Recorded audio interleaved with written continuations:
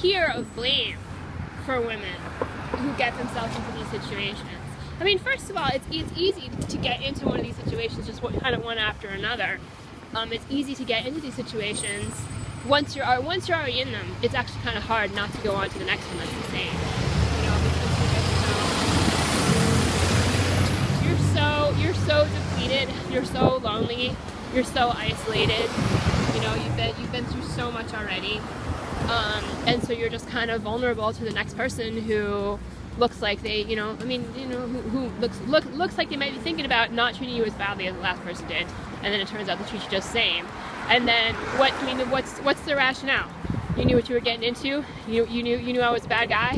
You know, I mean, come on. You know, I was just like, and that's so then like the next tier of blame on the woman is, well, you know, if he's such a jerk, why don't you leave? And the thing is about abuse.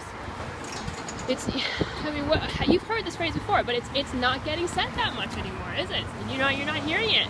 You're not hearing it so much in the media, you know, and that kind of thing. It's not the target's fault.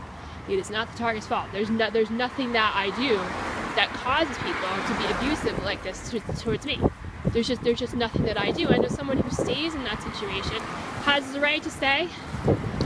You know, has the right to do that and to try and negotiate with the person, try to get them to stop, if that's what they want to do. You know, you can't blame the victim of the abuse for the abuse.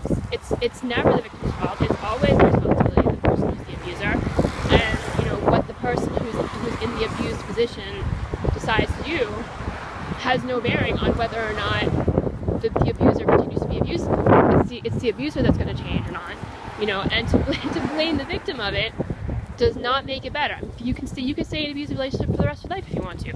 You can hope that they'll change. You can try to talk them out of it. You can try to fix it. It does not give the person the right to continue to abuse you.